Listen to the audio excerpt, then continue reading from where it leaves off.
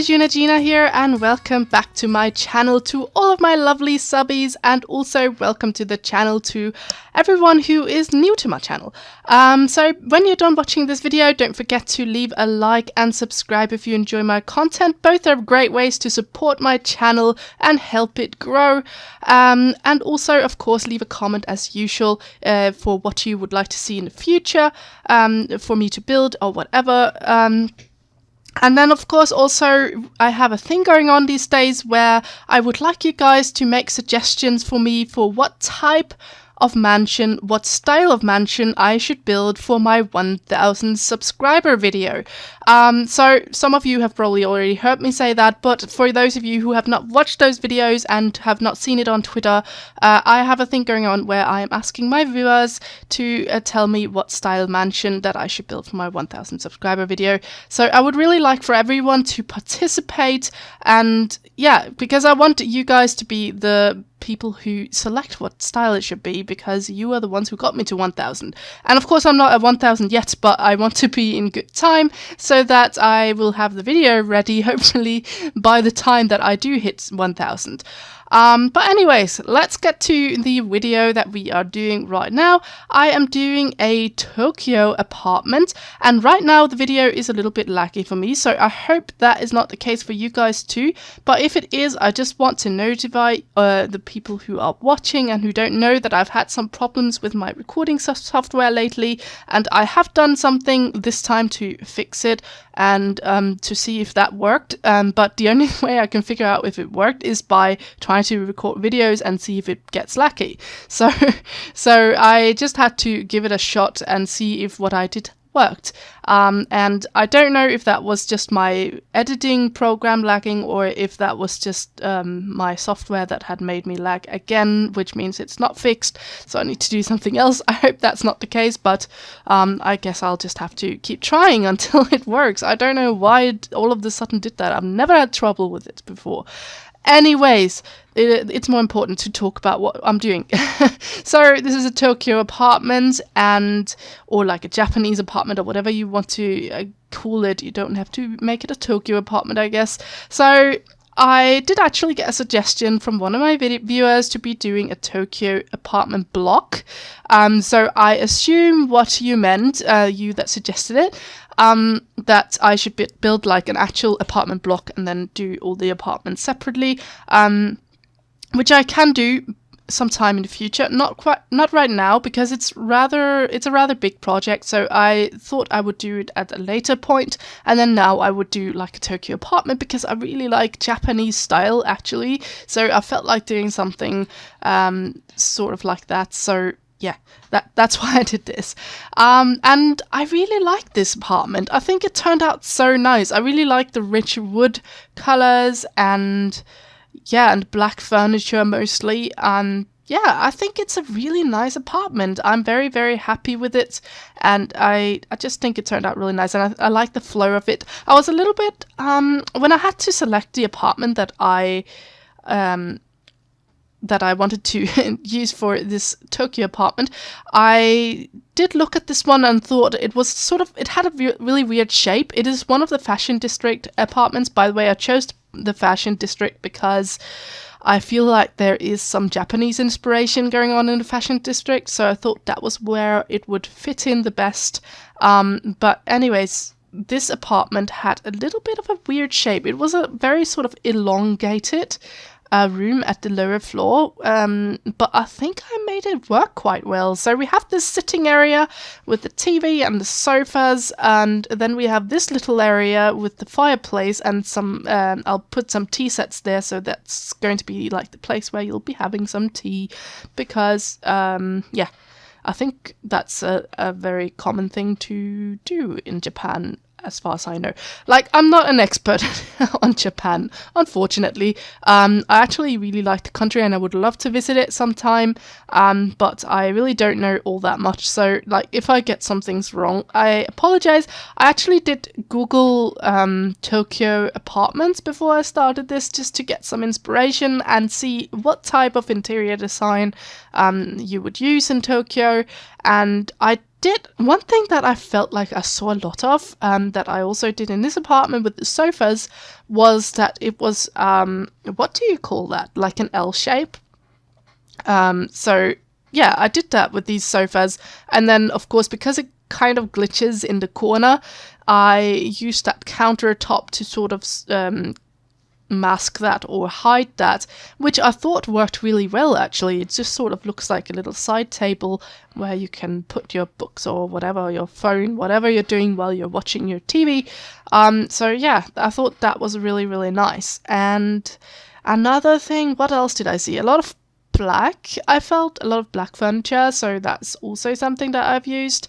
And mostly white walls, but actually, I don't know, I saw mostly white walls, but I went for this rich wooden wall, and then also white walls, of course. And then here I did some grey stuff. I don't know why, I just felt like doing that. But mostly I saw white walls. So I don't know why exactly I picked this rich wood wall as well as an accent.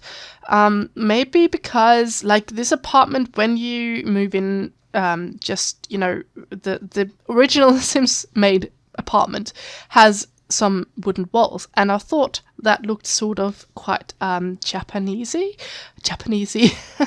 and I don't know, I just kind of liked it, and I thought it felt very cozy. But I feel like it fits in with the Japanese style. But if any of you are Japanese, or if any of you know Japanese interior design well, let me know if it's like a miss or something. That's okay. It's nice to know. I like to know all these things. So if I did something that was like not Japanese at all, let me know. And if I did something really well, let me know, because I like learning. I like learning so that I can, in the future, I'll probably do more Japanese builds because I like doing that, so that I can improve my skills. So yeah, any feedback is very, very appreciated. Do let me know. And yeah, so this is a little bathroom, or more like a toilet. There isn't going to be any bath in it. And then we are also going to have a bathroom upstairs. So I could not help myself with this toilet, guys. I'm sorry if some of you think it's super cliche that I put this talking toilet in, but I don't know, like, if it doesn't fit in a Japanese build, where does it fit? Where does the talking toilet fit if not in a Japanese build? So I just had to put it there. I had to, because I've never used it, never ever used it anywhere before. And I don't know, maybe in a public lot it would have made more sense, but I just had to have it. So I did. And if you don't like it, just swap it out for another toilet. It does not require any decorating skill to do that. So you can just do that. So here is the kitchen area. We are having a kitchen and dining area sort of together. And then, of course, the big archway going into the living room. So it does feel quite open plan. It's not entirely open plan, but it is sort of open plan. And yeah, I think this kitchen is quite nice. And again, I really liked how all of this turned out. I feel like it looks quite Japanese. And I hope that I am right when I say that, so that I'm not just sitting here being super proud of my Japanese decorating skills without actually doing a good job. I hope so. But yeah, you guys can always let me know, as I said. So I don't know why I went for this concrete walls. I don't know if the concrete wall really is very Japanese though. That one I was a little unsure about if it would fit, but I kind of liked to have it. I have a thing with accent walls. Like, I have a problem with not having them. So having 4 white walls felt like really boring. So in real life, I don't have any problem with having just 4 white walls. It's fine for me. But in Sims, I feel like it's really boring. So I went for that instead of like the wooden planks, because I didn't feel like the wooden side planks thingies on the wall made sense in a kitchen. I don't think you would really have it in a kitchen, at least. So yeah, that's what. And again, I have, by the way, slowed the video down for you guys, so I hope you enjoy it, still that it's a little slower. And yeah, I just like doing that with these builds because, well, apartments usually don't take as long as my house builds, so that is why I can allow myself to slow it down more. So I hope you guys enjoy that, because it won't be possible for me to do it with every single thing I do for sure, because some things are just way too long to be speeding it down, slowing it down that much. So yeah, what was it I wanted to say? There was something I wanted to say. Yeah, and there are 2 bedrooms in this house. So there is a children's bedroom and then a master bedroom, of course, and then they share a bathroom. Sharing bathrooms is mostly what it's like here in Denmark. Like, I know in a lot of American, at least, like, I don't know how it is in America.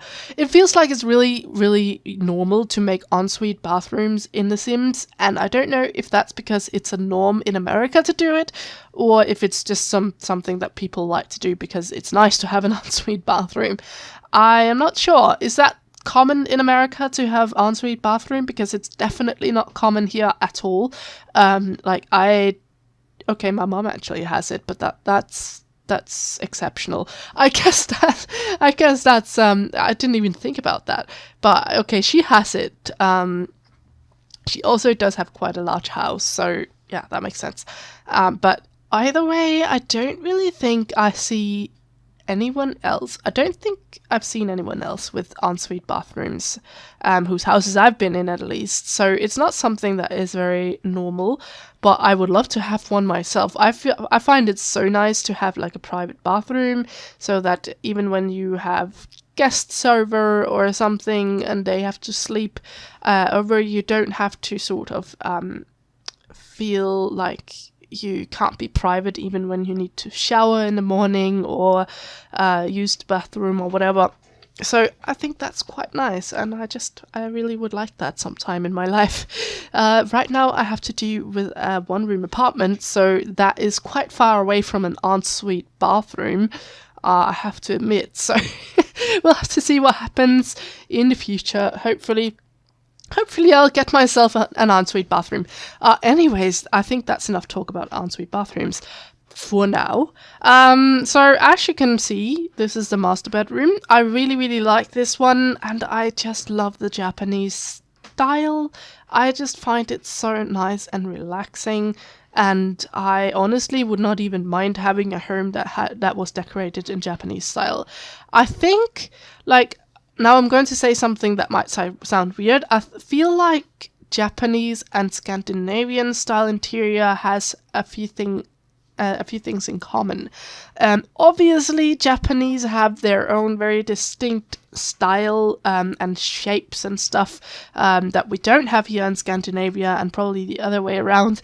But I feel like they don't use that many colors, at least not in the pictures that I saw when I searched for Tokyo apartments, and also not really when I recall it. Like, red is something that you can use, but I don't really feel like there's a lot of colors in interior design. It's mostly a lot of wood, and then white, and then black. That's sort of what I see mostly, and then of course, what I've done here is I've given it a few accents with plants and pictures and rugs once in a while, but keeping it quite simple. And I don't know, I feel like it is a little bit minimalistic as well, just as Scandinavian design is. So I feel like it's a little bit along the same lines. At least it felt sort of similar to be decorating Japanese and Scandinavian, even though I am picking wildly different objects, of course, because it obviously isn't the same at all. But yeah, I really like it. I really like timber colors and white and black. I just think it can be very relaxing. I really like Japanese interior design. It is very nice. It is.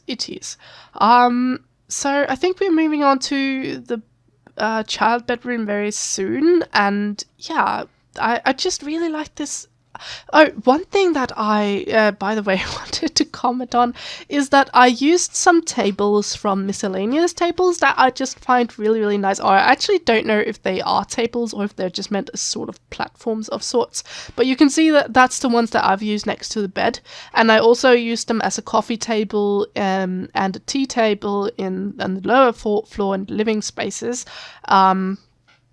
Because the thing is with these particular tables or platforms or whatever they are, is that they are very, very, very low. What is that? What you call it instead of tall? They're very low. I don't know.